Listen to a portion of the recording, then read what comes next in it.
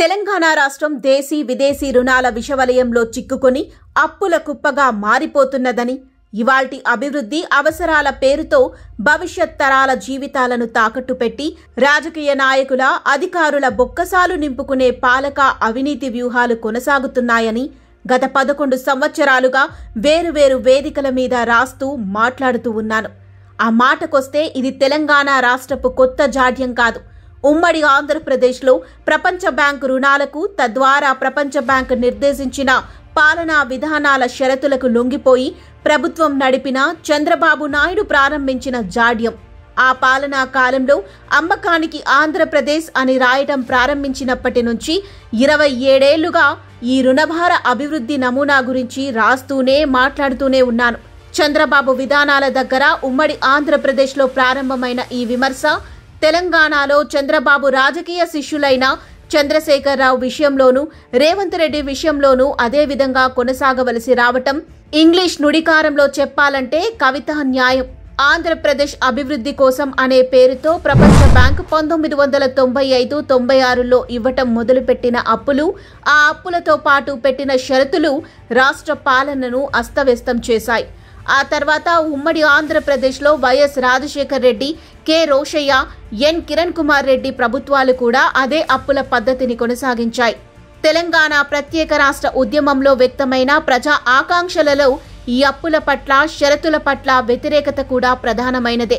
కానీ తెలంగాణ రాష్ట్ర మొదటి ప్రభుత్వం అదే అప్పుల, షరతుల పాలన ఎటువంటి మార్పులు లేకుండా కొనసాగించింది.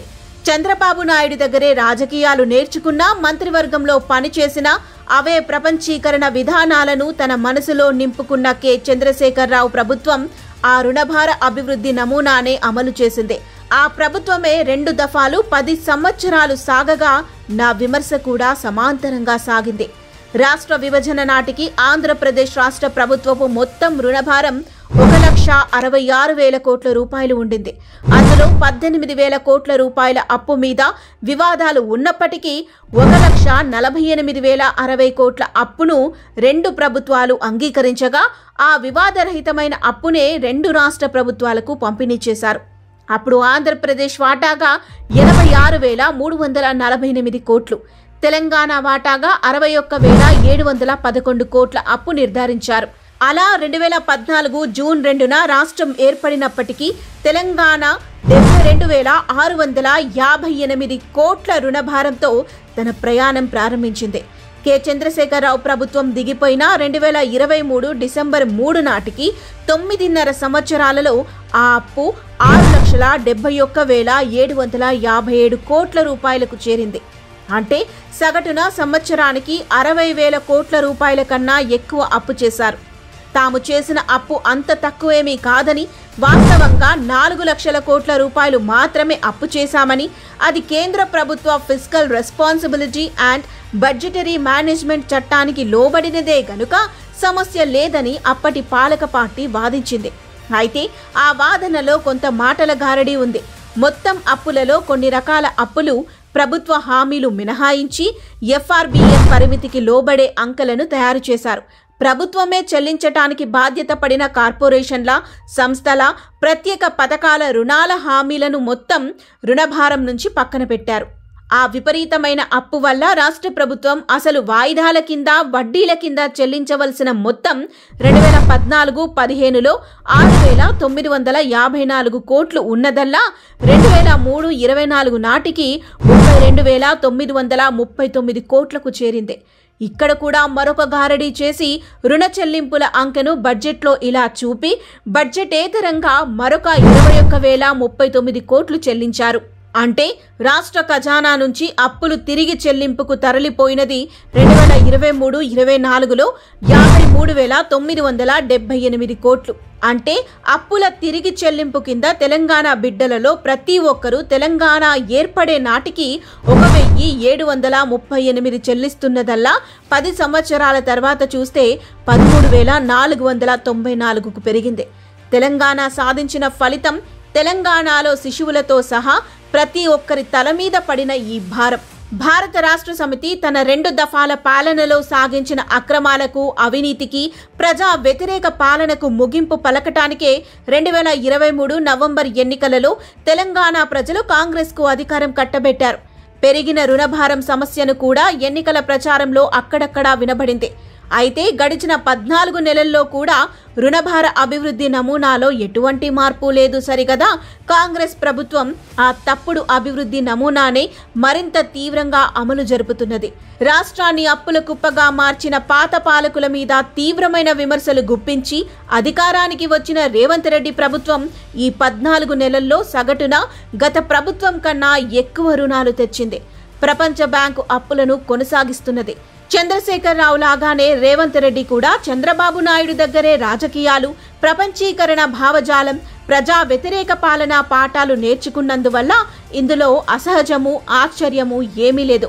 గత ప్రభుత్వం పెంచిన రుణభారం గురించి, ఏటేటా చెల్లించవలసి వచ్చిన విపరీతమైన నిధుల గురించి పైన చెప్పిన అంకెలలో అత్యధిక భాగం కాంగ్రెస్ ప్రభుత్వం గద్దెనెక్కాకనే 2023 డిసెంబర్ చివరి వారంలో ప్రవేశపెట్టిన శ్వేతపత్రంలో ఉటంకించిన అంకెలే.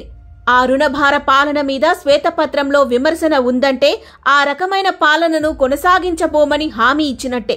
కానీ మిగిలిన అన్ని హామీలలాగే ఈ అప్పుల వ్యతిరేకత హామీని కూడా కాంగ్రెస్ ప్రభుత్వం తుంగలో తొక్కింది. రేవంత్ రెడ్డి ప్రభుత్వం మొదటి సంవత్సరంలోనే 1,27,000 కోట్ల రూపాయల అప్పు చేసిందని, ఈ పద్ధతి కొనసాగితే 5 సంవత్సరాలలో 6 లక్షల కోట్ల రూపాయలు అప్పు చేస్తారని, తాము 10 సంవత్సరాలలో 4 లక్షల కోట్ల రూపాయలు మాత్రమే అప్పు చేశామని గత ప్రభుత్వాలలో ఆర్థిక శాఖ మంత్రిగా పనిచేసిన హరీష్ రావు అన్నారు. తాము చేసిన అప్పు గురించి ఆయన చెప్పిన మాట నిజం కాదు గాని మొత్తానికి దొందే అనే వాస్తవం బయటపడుతున్నది. తెలంగాణ ప్రభుత్వం ఫిబ్రవరిలో 2024-25 బడ్జెట్లో వేసిన అంచనా ప్రకారం ఈ ఆర్థిక సంవత్సరంలో 59,625 కోట్ల రుణాలు తీసుకోనున్నట్టు ప్రతిపాదించారు. ఇంకో 2 నెలల్లో ప్రవేశపెట్టనున్న బడ్జెట్లో ఈ అంకెను ఎంతగా పెంచుతారో, సవరిస్తారో, లేదా గత ప్రభుత్వం చేసినట్టే ఈ అంకెను మాయా ఖాతాల కింద కప్పెట్టి తాము తీసుకున్న అప్పు ఎక్కువ కాదని, అది FRBM పరిమితులకు లోబడే ఉందని చెబుతారో తెలియదు. ఇప్పుడు తాజాగా బయటపడుతున్న అంకెల ప్రకారం రాష్ట్ర ప్రభుత్వానికి చేకూరుతున్న సొంత ఆదాయం నెలకు 13,000 కోట్లకు అటు ఇటుగా ఉందని, కానీ ఖర్చు సగటున నెలకు 20,000 కోట్ల దాకా ఉందని తెలుస్తున్నది. ఇప్పటికిప్పుడే చూస్తే రాష్ట్ర ప్రభుత్వం అప్పగించిన పనులు చేసిన ఎందరో కాంట్రాక్టర్లకు రావలసినటువంటి బకాయిలు కొన్ని 100 కోట్లో 1000 కోట్లో పేరుకుపోయున్నాయి. ప్రభుత్వం చెల్లించవలసిన అనేక బకాయిల పద్దులు 100 కోట్ల రూపాయలు అలాగే మూలుగుతున్నాయి. ఈ నెలలో ప్రతిష్టాత్మకంగా ప్రవేశపెడుతున్న రైతు భరోసా పథకానికి 70 లక్షల మంది రైతులకు ఎకరానికి 6,000 రూపాయల చొప్పున దాదాపు 9,000 కోట్లు, 10 లక్షల మంది భూమి లేని వ్యవసాయ కూలీలకు ఇందిరమ్మ ఆత్మీయ భరోసా పథకం కింద దాదాపు 1000 కోట్లు కావాలని, ఈ 2 పథకాలకే ఈ నెలాఖరు కల్లా 10,000 కోట్ల రూపాయలు కావాలని తెలుస్తున్నది. అలాగే స్థానిక సంస్థల ఎన్నికలు రాబోతున్నాయి గనుక గ్రామీణ ప్రాంతాలలో కొత్త పనులు చేపట్టాలంటే పాత పనుల బిల్లులు చెల్లించాలి. అందుకోసం 1000 కోట్ల రూపాయలైనా అవసరమని తెలుస్తోంది. అదేవిధంగా ఇందిరమ్మ ఇళ్ల నిర్మాణానికి 20,000 కోట్ల రూపాయలు, కొత్త పాత రేషన్ కార్డులకు సన్నబియ్యం పథకం అమలు చేస్తే ఆ పథకానికి 10,000 కోట్ల రూపాయలు, ఇలా మొత్తంగా నడుస్తున్న ఆర్థిక సంవత్సరం ముగిసేలోగానే, అంటే రానున్న 3 నెలల కంటే తక్కువ కాలంలోనే ఉద్యోగుల జీతభత్యాలు, ప్రభుత్వ నిర్వహణ ఖర్చులు కాక ప్రభుత్వానికి దాదాపు 50,000 కోట్ల రూపాయలు కావాలి.